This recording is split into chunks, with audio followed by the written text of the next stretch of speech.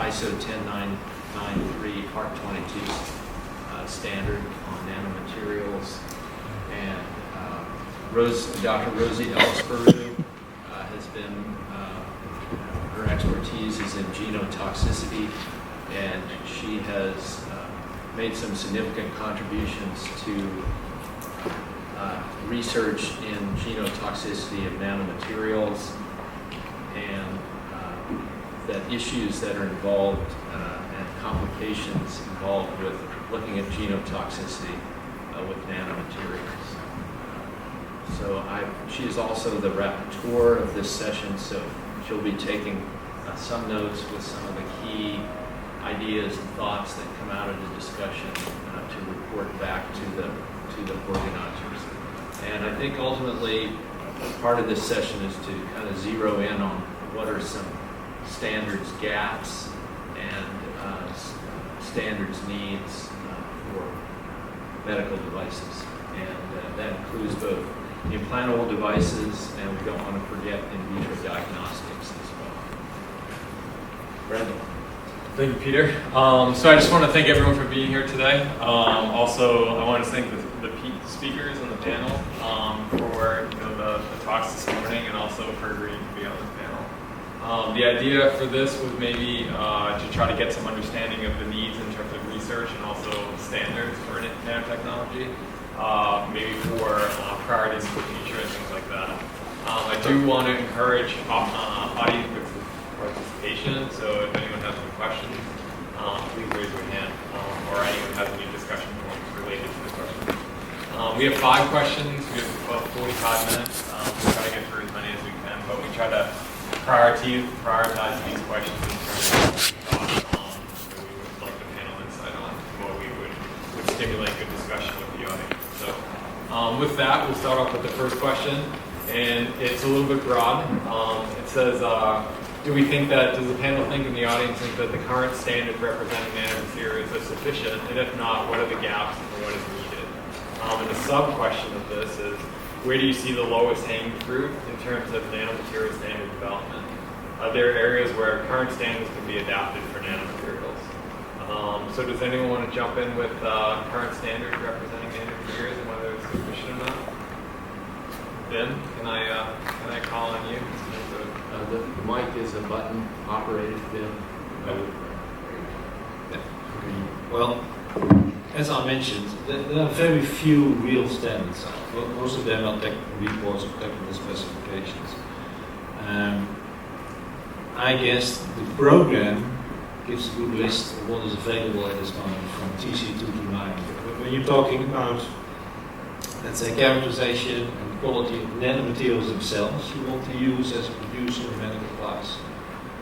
I think it's best to look at TC2 to 9 for what is available over there. That's where your lowest fruit hangs, so to speak, because there are already a lot of documents on, I think, carbon nanotubes, graphene, titanium, maybe even silver are developed within TC2 to 9, so that's easy to get. The difficulty is, as I mentioned, is how do you translate that to medical devices? And that's the reason why in my presentation I gave some emphasis on testing the nanomaterials. Because I have a feeling that if you disconnect the nanomaterial from the medical device in terms of safety evaluation, you can have some idea. You never will have certainty, but you have an idea how safe or toxic my nanomaterial might be. It's not a guarantee. You still have to evaluate your device, and then with your devices you come back to ISO 10993 series, which gives you then the normal safety evaluation of the medical device, especially part 1. So in that sense, a medical device with a nanomaterial is not essentially different from a medical device. Nanomaterials are in itself, in terms of risk assessment, not different from chemicals, but you have to be aware of the specifics of the nanomaterial. And that's really the key point. As mentioned, we have to think or rethink about toxicology as particle toxicology. until now, or until nanotechnology, particle toxicity was limited to air pollution and, let's say, diesel exhaust. Now we have a different kind of particles which enter the body by various routes, via food, mineral, via medical devices, via drugs. So, and they really behave differently. And that's, I guess, why so part 22 is written, to raise a lot of awareness that we're now dealing with particles. That we have to rethink our toxicology, our, let's say, general toxicology. Not only look at inhalation toxicology, where they know already for decades how to deal with local toxicity in the lung. We have to extrapolate it now, actually look into that, into the whole body. Thank you. Any other panel speakers want to chime in? Don't be shy. Yeah, I'm speaking from the in vitro testing point of view. We haven't actually been able to identify, standards in terms of methodology. So there's the physical standard, there's the report, and the guidance, and then there's methodology. So I think it would be very helpful to, and this may exist already, but we're not aware of any considered reference methods, shall we say, that would be helpful to people developing assays or products, whether it's point of care or a lab-based assay, just to have some reference method. Obviously, a reference preparation would be nice. Methodology, I think, would be very helpful to hear about. I'll chime in just a little bit, Brennan. Feel free to elaborate from your perspective. So first, I'd just like to reemphasize the purpose of standards, and I think there are multiple purposes, but our Center for Devices uses them quite extensively. And the value of them is that it can speed up the review process if there is a standard and companies follow the standard. The reviewers understand what procedures were followed, and so there's a lot less back and forth. So not only is it important to speed the review process, but it's a value to the sponsor, to the companies, to get their products to market sooner. So I think that's the value of them. One of the challenges that I see at our center, I think, and maybe you could clarify some, is that we have a standards recognition process.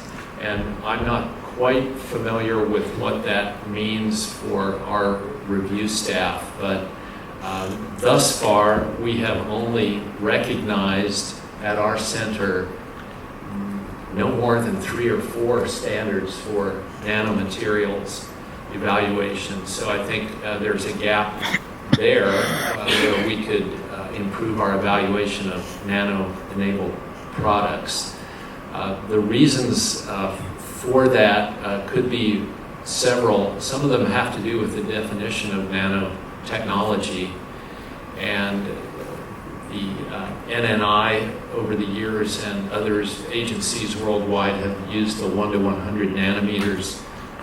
The FDA has expanded that to up to 1 micron, but really it's not the size that's always critical, but the phenomena of the material, if they have nano behavior, and that could occur from 1 to 100 nanometers, it could occur at 119 nanometers, it could occur at 150 nanometers, but a sponsor could, if a material still had nano behavior at 150 nanometers and our definition was limited to 100, then that would obviate their need in their perspective to forego some of the testing there. So I think one of the challenges is recognition, and I think we could make some headway there by trying to, and because of that definition issue, we've had some internal difficulty is recognizing certain standards that say that nano is from 1 to 100, but we need to move beyond that. I don't know if you have any elaboration on that, Brendan, or you see some your own perspective about our standards. No, I think you said everything that I would say in terms of, we have a process at FDA to, identify standards and approve them and recognize them for our uses within regulatory review. And, there's a lot of eyes that go on that, and it's a multi-tiered approval process. There's limitations in terms of nanotechnology being used in medical devices. So I think that's presents a lot of challenges, so I think that's one of the reasons why we've only seen 3 of this so far. But also, it's a burgeoning field, and we understand that, and FDA is involved with standard writing now. Hopefully, that will make it easier for recognition of standards in the future. So if we're going to determine definition by behavior of nanomaterials, what behavior are we talking about? How do we define the behavior then? So part of the issue is behavior and compartmentalizing what it is we're talking about, and maybe we don't exactly know what it is. Yeah, absolutely.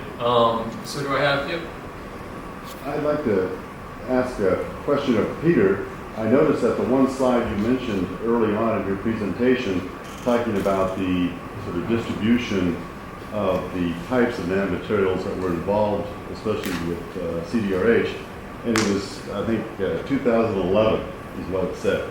You might have updated it since then and just not changed the date, but I'm wondering, over that period of time, has there been any trends toward the use of nanomaterials in different kinds of devices compared to the early days? That is, are there trends where now more attention is going toward one direction or another? We haven't updated it since 2011. Partly that's just resources. Everybody's busy doing other things. In terms of trends, my perception is that the number of unique applications